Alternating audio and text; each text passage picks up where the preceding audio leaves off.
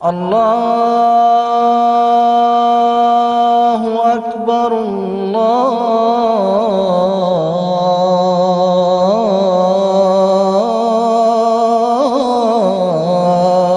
اکبر۔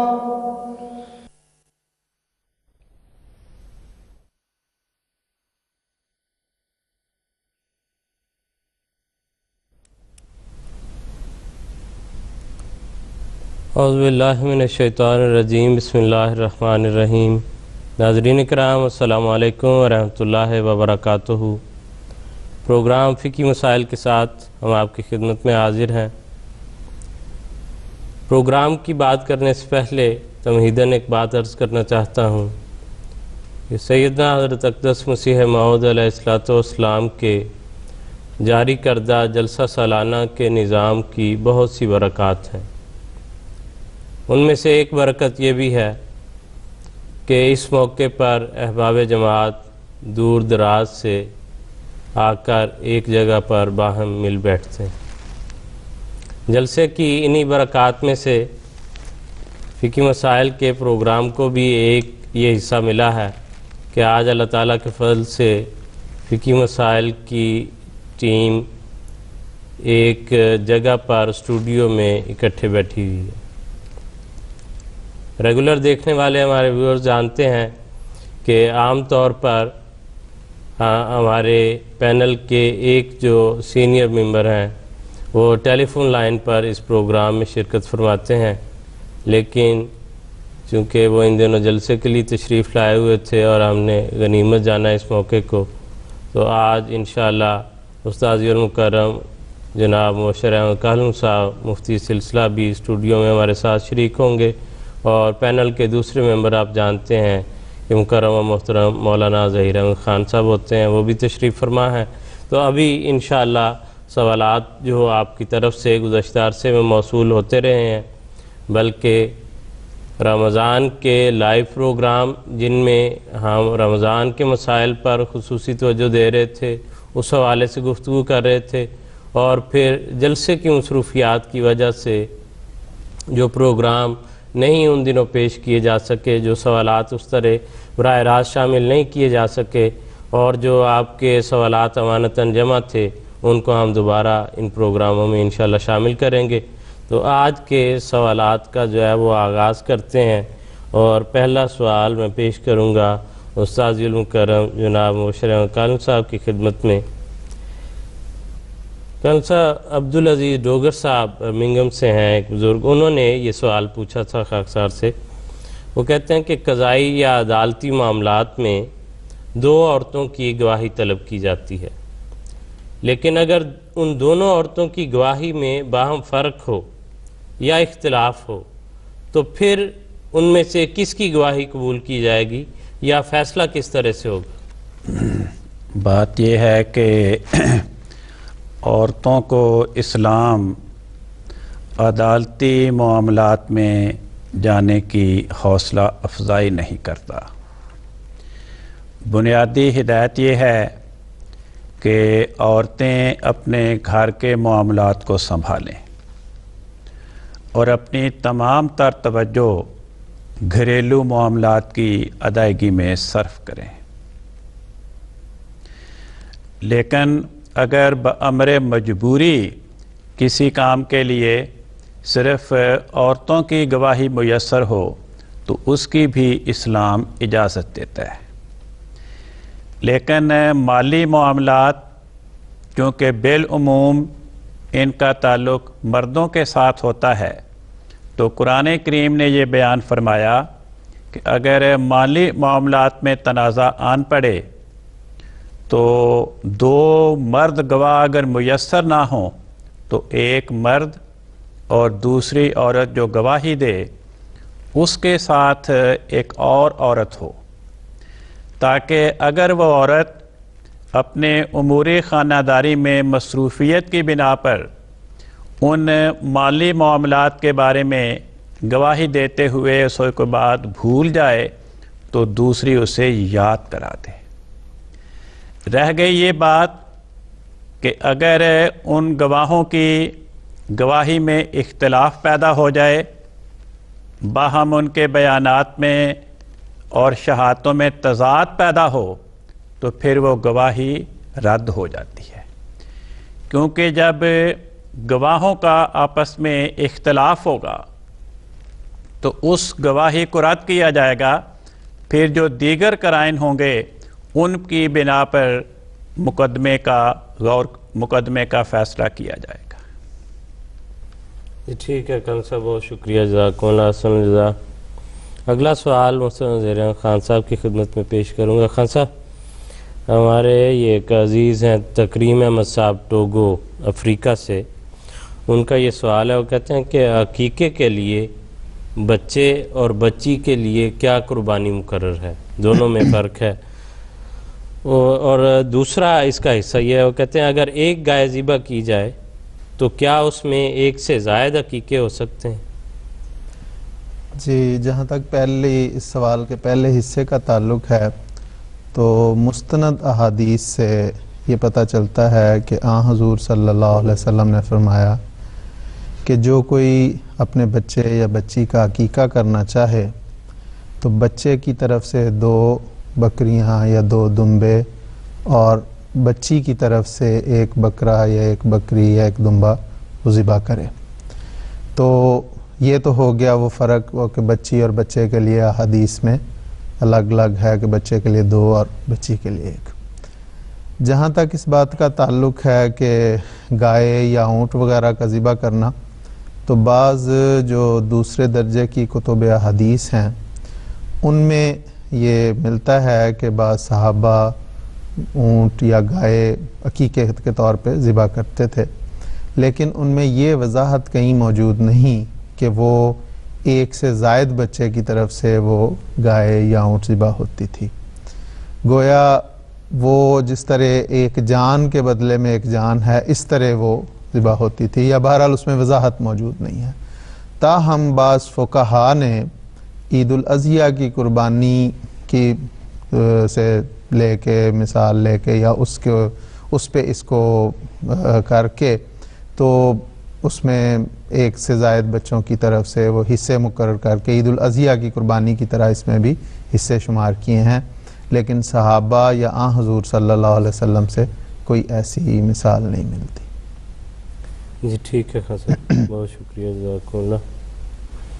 Mrs Sohail Akhtar صاحبہ نے Manchester UK سے یہ سوال ہم سے پوچھا ہے کہ وہ کہتی ہیں یہ کہا جاتا ہے کہ اگر بیوی اپنے ساس سسر کے ساتھ اچھا سلوک نہ کرے اور والدین بیٹے کو کہیں کہ اس کو طلاق دے دو تو اس کو طلاق دے دینی چاہیے، لیکن اگر خاوند لڑکی کے ماں باپ سے اچھا سلوک نہ کرے اور لڑکی کے والدین بیٹی کو کہیں کہ اپنے خاوند سے خلا لے لو تو اس لڑکی کو کیا کرنا چاہیے؟ بات یہ ہے کہ احادیث میں لکھا ہے کہ حضرت ابراہیم علیہ السلام جو خدا کے پیغمبر تھے وہ اپنے بیٹے حضرت اسماعیل کے گھر تشریف لائے۔ حضرت اسماعیل گھر پر موجود نہیں تھے۔ حضرت ابراہیم علیہ السلام نے کچھ دیر وہاں قیام فرمایا اور حضرت اسماعیل کی بیٹی کا رویہ دیکھا، اس سے گفتگو کی۔ حضرت اسماعیل کی بیوی کا رویہ دیکھا، اس سے گفتگو کی، تو انہوں نے اپنی خداداد بصیرت کی بنا پر یہ اندازہ لگایا یا اللہ تعالیٰ نے ان کو بدریہ وحی یہ ارشاد فرمایا، اس کا ہمیں کوئی یقینی پتہ نہیں۔ لیکن وہ وہاں سے رخصت ہوتے وقت حضرت اسماعیل کی بیوی کو یہ پیغام دے گئے کہ جب اسماعیل آئے تو اسے کہنا کہ اپنے دروازے کی دہلیز کو بدل دے۔ چنانچہ جب حضرت اسماعیل علیہ السلام شام کو گھر تشریف لائے تو ان کی بیوی نے ان کو سارا ماجرا بتایا کہ اس حلیے کا ایک بوڑھا شخص آیا تھا، وہ یہاں پہ بیٹھا، وہ رہا اور جاتی دفعہ مجھے یہ پیغام دے دیا ہے کہ میں تمہیں یہ پیغام دوں کہ اپنے دروازے کی دہلیز کو بدل دو۔ اس پر حضرت اسماعیل علیہ السلام نے فرمایا کہ وہ بوڑھا شخص میرا باپ تھا، خدا کا پیغمبر تھا، اور انہوں نے اس پیغام کے ذریعے مجھے یہ پیغام دیا ہے کہ میں تمہیں طلاق دے دوں۔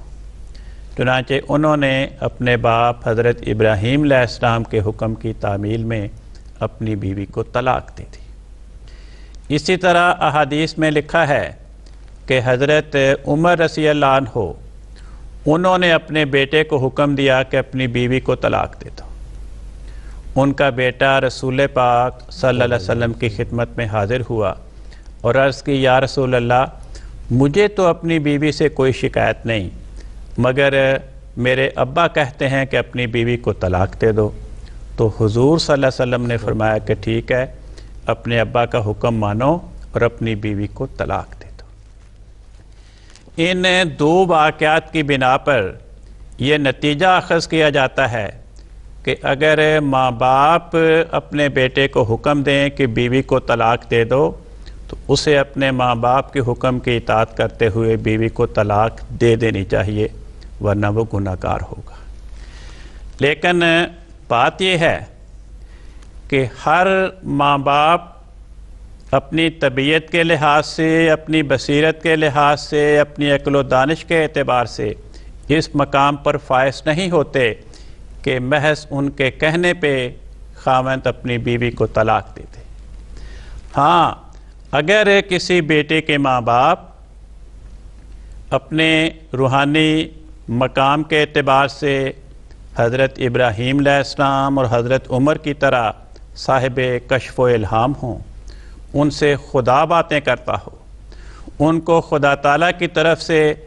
آسمانی بصیرت نصیب ہو، تو پھر ان کا کہنا وہ یہ درجہ رکھتا ہے کہ ایسے ماں باپ کے حکم پہ بیٹا اپنی بیوی کو طلاق دے دے۔ لیکن اگر کوئی ماں باپ اس مقام پہ فائز نہیں ہیں، ان سے خدا باتیں نہیں کرتا، ان پہ خدا کی وحی و الہام مکاشفات کا نزول نہیں ہوتا، نہ ہی وہ اپنی بصیرت، تفکر، علم و دانش اور مزاج کے اعتبار سے اس مقام پر ہیں، تو پھر محض ان کے کہنے پہ بیوی کو طلاق دینا درست نہیں۔ پھر یہ خاوند کا فرض ہے کوئی اس بات کا جائزہ لے کہ کیا میرے ماں باپ اپنی مزاج کی بنا پر، اپنے طبیعت کی بنا پر بیوی کی کسی بات سے یوں ہی خفا ہو گئے اور مجھے طلاق کا حکم دے رہے ہیں، یا واقعی کوئی معقول وجہ موجود ہے، تو پھر یہ خاوند نے حالات کے اعتبار سے جائزہ لینا ہے کہ مجھے ان حالات میں اپنی بیوی کے ساتھ بسیرا جاری رکھنا چاہیے یا بیوی کو طلاق دینی چاہیے۔ یہی کیفیت بیوی کی ہے۔ اگر بیوی یہ سمجھتی ہے کہ مجھے ان حالات میں اپنے خاوند کے ساتھ نبھا کرنا چاہیے، تو اپنے ماں باپ کے کہنے کے باوجود اپنے خاوند سے علیحدگی اختیار نہ کرے۔ اور اگر وہ یہ سمجھتی ہے کہ حالات ایسی کروٹ پر ہیں کہ مجھے اپنے خاوند کے ساتھ نہیں رہنا چاہیے، اس سے علیحدگی اختیار کر لینی چاہیے، تو پھر اسے اپنے ماں باپ کے کہنے پر اپنے خاوند سے علیحدگی حاصل کر لینی چاہیے۔ جی ٹھیک ہے کان صاحب، بہت شکریہ۔ کان صاحب اگلا سوال آپ کی خدمت میں پیش کروں گا۔ سوال جو ہے کچھ عجیب ہے ہمارے عام روٹین کے لحاظ سے، لیکن ظاہر اگر کسی نے بھیجا ہے یا پوچھا ہے اور یا علمی نقطہ نظر سے یا کسی ضرورت کے تحت، تو بہرحال ہم اس پہ گفتگو کریں گے۔ آصف محمود صاحب نے ہم سے یہ سوال پوچھا کہ کیا سانپ کھانا جائز ہے؟ وہ کہتے ہیں انہوں نے تفصیل اس کی یہ بتائی تھی کہ بعض جگہوں پر کھایا جاتا ہے۔ بات دراصل یہ ہے کہ قرآن کریم نے، یا یوں کہنا چاہیے کہ اسلام نے ان چیزوں کے متعلق جو حلال اور حرام، اور خاص طور پہ جو حرام چیزیں ہیں کھانے پینے کے لحاظ سے، ان کی وضاحت کر دی۔ بعض چیزیں قرآن کریم میں بیان ہوئیں، بعض احادیث میں حضور صلی اللہ علیہ وسلم نے ان کی ممانعت فرما دی۔ تو ان چیزوں میں سانپ جو ہے وہ شامل نہیں ہے، اس میں کہیں پہ اس کا ذکر نہیں کہ سانپ قرآن کریم نے یا احادیث نے حرام قرار دیا ہو۔ باقی ایک اور بات ہے کہ قرآن کریم نے حلال و حرام کے علاوہ ایک طیب اور غیر طیب کی بات بھی کی ہے، اور اس میں بعض طبائع ایسی ہوتی ہیں جن کے ساتھ وہ موافقت نہیں پاتی چیز، یا بعض اوقات بعض طبائع کو وہ اچھی نہیں لگتی چیز، اس لیے وہ چیز ان لوگوں کے لیے جن کو وہ اچھی نہیں لگتی، یا وہ کھاتے ہیں تو کوئی الرجی ہو جاتی ہے یا ان کو کوئی تکلیف ہو جاتی ہے، تو وہ چیز ان کے لیے پھر غیر طیب ہوتی ہے۔ یا بعض چیزیں ایسی ہیں جو بعض سمجھتے ہیں کہ یہ خوبصورتی کے لیے ہیں، یہ کھانے کے لیے تو نہیں ہیں، جس مثال کے طور پہ گھوڑا ہے، بعض علاقوں میں گھوڑے کا گوشت کھایا جاتا ہے اور بعض علاقوں میں نہیں کھایا جاتا، تو بعض جو لوگ ہیں وہ سمجھتے ہیں کہ نہیں وہ ان کے لیے غیر طیب ہوگا۔ یہی کیفیت سانپ کی ہے کہ اگرچہ اس سانپ میں بھی اس کا ایک حصہ ایسا ہوتا ہے جو نقصان دہ ہوتا ہے، جس میں زہر ہوتا ہے، اس طرح ہر جانور میں بعض چیزیں ایسی ہوتی ہیں جو زہریلی ہوتی ہیں، جن کو خاص طور پہ کہتے ہیں کہ جو حلال جانور میں جو پتا ہوتا ہے اگر وہ پھٹ جائے تو وہ گوشت کڑوا ہو جاتا ہے یا نقصان دہ ہوتا ہے، تو وہ چیزیں نکال دی جاتی ہیں۔ تو اس طرح وہ سانپ کا وہ حصہ جس میں زہر ہوتا ہے، اگر کوئی نکال کے اس کو باقی حصے کو گوشت کے طور پہ اگر کوئی کھانا چاہتا ہے اور تو اس میں کوئی ممانعت والی بات نہیں، شرعی طور پہ کوئی حرمت نہیں ہے، کیونکہ حرمت جو ہے وہ اصول یا قواعد کے لحاظ سے کہ نص کے بغیر نہیں، جس سے نص سری اگر نہیں آئی تو اس میں حرمت جو ہے وہ واجب نہیں ہوتی۔ تو اس حد تک خان صاحب نے جو ذکر کر رہے تھے ضمناً ایک چیز کا ذکر کیا کہ مثلاً گھوڑے کے گوشت کا، تو اس سے مجھے خیال آئے دن جو ہے وہ خبریں آتی رہتی ہیں، پاکستان کے اخبارات میں خبریں آتی ہیں کہ اس پہ جو ہے وہ شور مچتا ہے اور کئی قسم کے فتوے آتے ہیں کہ جی فلاں جگہ گدھے کا گوشت جو ہے وہ فروخت کیا جا رہا تھا۔ ضمناً اگر اس کے متعلق بھی آپ بتا دیں کہ کیا جو ہے کھانا جائز ہے ناجائز ہے، کیا تقسیم ہے اس میں؟ حدیث میں تو وہ پالتو جو گدھے ہیں ان کی تو حرمت آئی ہے نا مول صاحب؟ بات یہ ہے کہ احادیث میں گھوڑے کے گوشت کے حلال ہونے کا تذکرہ موجود ہے۔ چنانچہ عربوں میں گھوڑے کا گوشت کھانے کا رواج تھا، اور پھر یہ جو روس کے زیر تسلط مسلمان ریاستیں تھیں اور اب آزاد ہو چکی ہیں، ان ریاستوں میں بڑی کثرت کے ساتھ مسلمان ممالک کے افراد، مسلمان عوام گھوڑے کا گوشت کھاتے ہیں، بلکہ ان ریاستوں کی آبادی کی اکثریت مسلمان ہے، اور حضرت عثمان کے زمانے میں وہاں پہ اسلام پہنچا۔ بلکہ میں یہ عرض کر دوں کہ وہاں پر گھوڑے کا گوشت سب سے زیادہ پسندیدہ سمجھا جاتا ہے، لیکن جو گدھے ہیں، جو پالتو گدھے گھروں میں ہوتے ہیں، ان کے بارے میں احادیث میں ان کا گوشت کھانے کی ممانعت حضرت رسول پاک صلی اللہ علیہ وسلم سے مروی ہے اور احادیث کی کتب میں درج ہے۔ جیسا کبھی خان صاحب نے ذکر کیا کہ بعض علاقوں میں گھوڑے کا گوشت کھانے کا رواج ہے، مثلا یہی روسی ریاستیں، بلکہ وہاں سب سے زیادہ پسندیدہ گھوڑے کا گوشت اور گھوڑے کے کباب، اس کو بڑی مرغوب چیز سمجھا جاتا ہے۔ مگر ہمارے بر صغیر میں گھوڑے کا گوشت کھانے کا رواج ہی نہیں، بلکہ اگر کسی مسلمان کو پتہ چلے کہ فلاں علاقے کے لوگ گھوڑا کھاتے ہیں تو حیرانگی سے دیکھتا ہے کہ اچھا گھوڑا کھاتے ہیں۔ ٹھیک جی، ٹھیک ہے۔ اگلا بھی یہ ایک ذرا حساس نوعیت کا ایک سوال ہے کہ کسی دوست نے پوچھا، وہ کہتے ہیں رمضان کے آخر پر اگر انسان خود اپنی آنکھ سے چاند دیکھ لے لیکن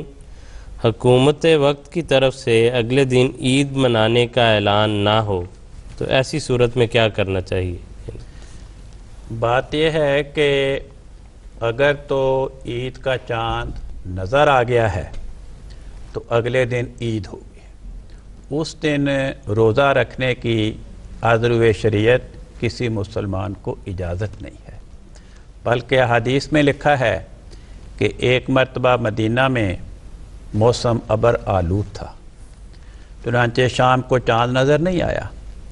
اگلے دن رسول پاک صلی اللہ علیہ وسلم نے اور صحابہ نے روزہ رکھا ہوا تھا۔ دن کے آخری حصے میں ایک قافلہ باہر سے آیا مدینہ میں، اس قافلے کے افراد نے بعد میں ذکر کیا کہ ہم نے تو کل چاند دیکھا تھا۔ یہ خبر سن کر حضرت رسول پاک صلی اللہ علیہ وسلم نے، کیونکہ قافلے کے افراد تو کافی تھے، گواہی پوری تھی، آپ نے مدینہ میں اعلان فرمایا کہ ہمیں کل چاند کے طلوع ہونے کی گواہی مل گئی ہے، اس لیے تمام لوگ روزہ کھول دیں۔ اچھا اس وقت روزہ رکھا ہوا تھا؟ رکھا ہوا تھا سب نے، اس بنا پر کہ چاند دیکھا ہی نہیں ہے کسی نے، موسم ابر آلود تھا۔ تو یہ اعلان کروا دیا گیا حضرت رسول پاک صلی اللہ علیہ وسلم کی طرف سے کہ روزہ کھول دیں، روزہ آج نہیں ہے، لیکن چونکہ عید کی نماز کا وقت گزر چکا ہے اس لیے کل ہم عید کی نماز ادا کریں گے۔ اب یہ بات کہ حکومت کی طرف سے اعلان نہیں ہوا،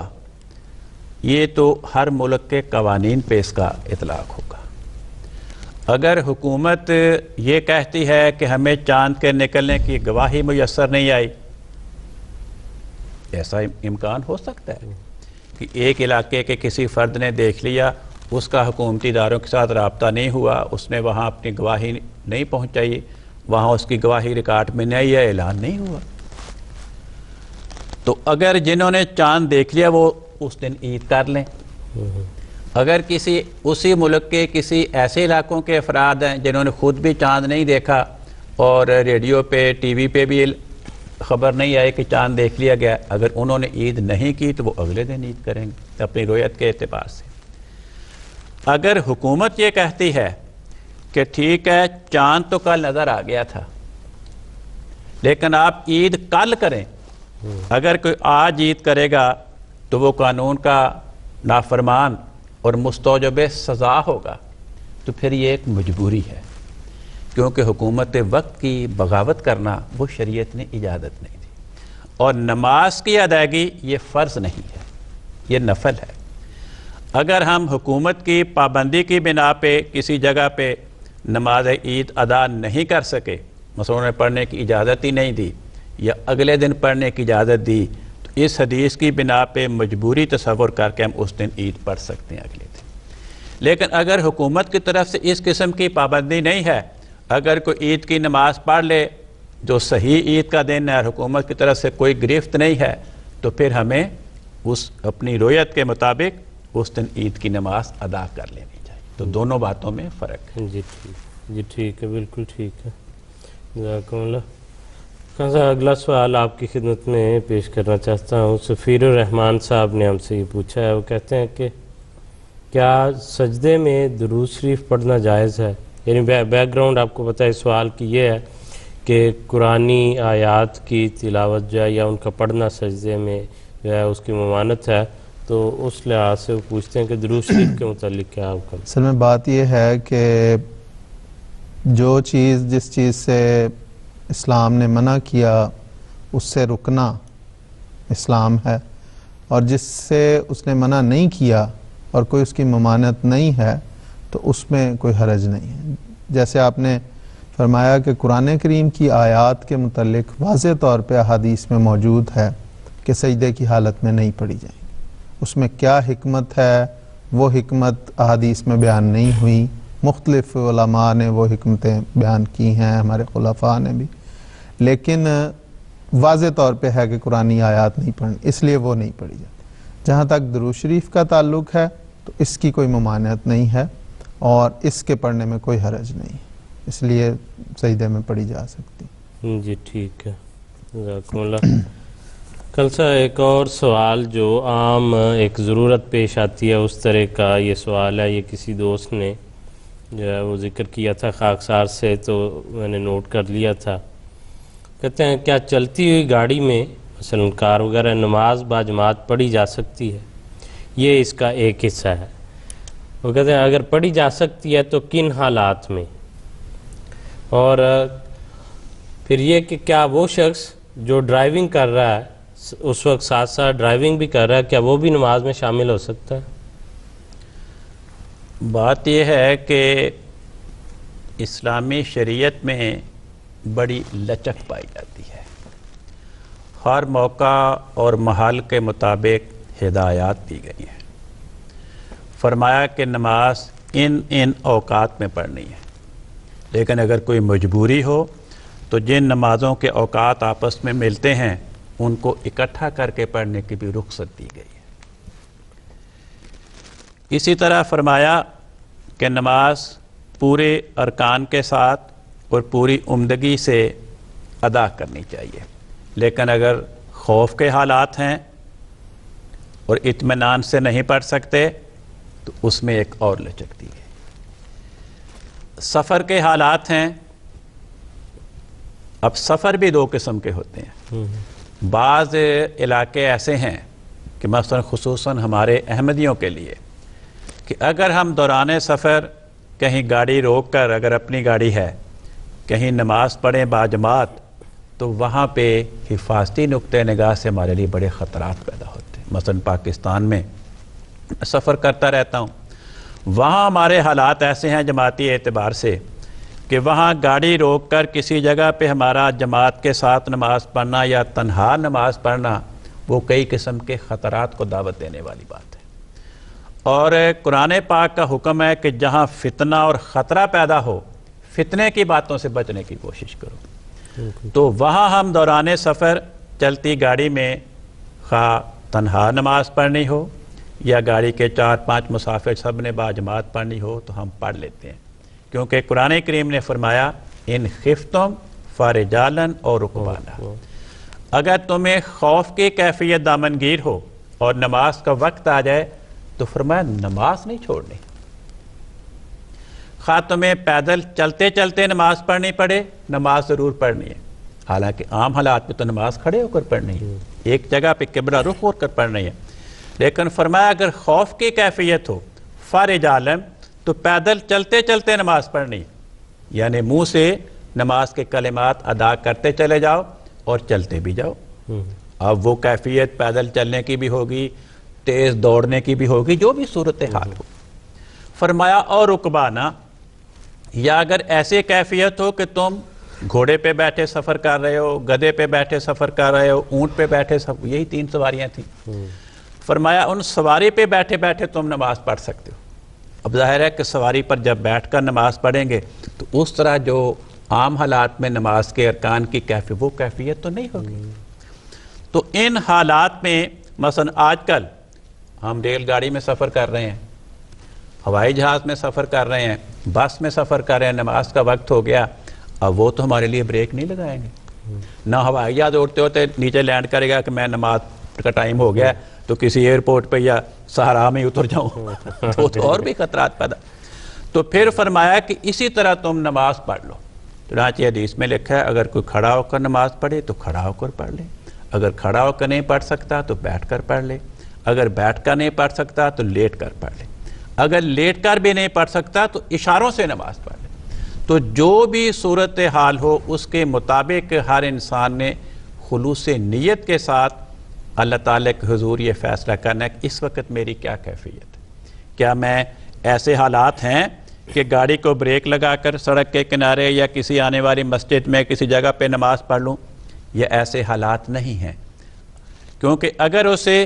اطمینان کے حالات ہیں کہ اگر وہ سڑک کے کنارے گاڑی کھڑی کر کے نماز باجماعت پڑھیں اور انہیں کوئی خطرہ نہیں ہے تو پھر انہیں وہاں گاڑی کھڑی کر کے نماز پڑھنی چاہیے۔ چنانچہ حضرت خلیفۃ المسیح رابع رحمہ اللہ نے کئی مواقع پہ فرمایا کہ دیکھو ہم پیشاب کرنے کے لیے بریک لگاتے ہیں، چائے پینے کے لیے، کھانا کھانے کے لیے دوران سفر گاڑی روکتے ہیں، تو کیا نماز ہی ایسی معمولی چیز ہے کہ ہم اس کے لیے بریک نہ لگائیں؟ لیکن اگر اس قسم کی مجبوری ہو کہ ہم نہیں رک سکتے، کوئی ایسی مجبوری ہے تو پھر دوران سفر ہی ہمیں گاڑی چلتے چلتے نماز باجماعت پڑھنی چاہیے، خواہ وہ ڈرائیور ہو یا ڈرائیور نہ ہو، دونوں کے لیے حالات یکساں ہیں۔ احادیث میں لکھا ہے کہ رسول پاک صلی اللہ علیہ وسلم دوران سفر عموماً اپنی سواری پہ بیٹھ کے نوافل ادا کرتے رہتے تھے، کیونکہ سواریاں تو چلتی رہتی ہیں، اور جب دوران سفر نماز باجماعت کا وقت ہوتا تھا فرض نمازوں کا تو آپ پڑاؤ کرتے تھے اور وہاں پھر سارے وضو کر کے تو باجماعت پڑھ لیتے تھے، وہ تو ایک پڑاؤ کی کیفیت تھی نا۔ لیکن ایک موقع ایسا ہے کہ ایک سفر کے دوران جا رہے تھے، تنگ رستہ تھا، بارش ہو گئی، نیچے سارا کیچڑ تھا، اب نیچے اتر کے نماز نہیں پڑھ سکتے تھے، تو اپنی اپنی سواریوں پہ ہی بیٹھ کے اذان دلوائی اور رسول پاک صلی اللہ علیہ وسلم نے اپنی سواری پہ بیٹھے بیٹھے ہی نماز باجماعت پڑھائی سارے صحابہ کو، جو بھی اس سفر میں شریک سفر تھے۔ تو ان تمام باتوں سے یہ نتیجہ نکلا کہ اصل حکم یہ ہے شریعت کا کہ نماز کو اس کی تمام شرائط کے ساتھ اطمینان کے ساتھ ادا کیا جائے. باقی اگر کسی کے حالات ایسے ہیں تو ان حالات کے دوران ہر انسان نے خلوص نیت کے ساتھ خوف خدا مد نظر رکھتے فیصلہ کرنا ہے کہ اب میں نے کیا کرنا ہے اور کیا نہیں کرنا. جی ٹھیک ہے کل صاحب، بہت شکریہ، جزاکم اللہ. آپ نے اللہ تعالیٰ کے فضل سے احادیث کی روشنی میں مختلف قسم کی جو بھی صورتیں پیش آ سکتی ہیں، جو صورتیں پیش آتی ہیں، ان تمام کی جو ہے وہ وضاحت کر دی ہے. کیونکہ آج کے دور میں بھی متعدد نوعیت کی سواریاں اور سفر اور جس طرح وقت کی رفتار ہے وہ پیش آتے ہیں، اور احباب جماعت جو ہیں وہ کثرت سے یہ سوالات پوچھتے ہیں. تو میرا خیال ہے یہ کافی تفصیل سے اس پر محترم مفتی سلسلہ مشرع کالم صاحب نے گفتگو فرمائی ہے، اور اس میں کوئی ایسی تشنگی اب باقی نہیں رہی ہوگی. سوالات کے لحاظ سے آج کا پروگرام جو ہے وہ ہمیں یہیں ختم کرنا ہوگا. اپنے وقت کے لحاظ سے وہ اختتام کو پہنچ رہا ہے. انشاءاللہ اگلے پروگرام میں مزید آپ کے سوالات کے ساتھ ان دونوں بزرگان کی معیت میں دوبارہ حاضر ہوں گے. اس وقت تک کے لیے اجازت دیجیے. السلام علیکم ورحمۃ اللہ وبرکاتہ. اللہ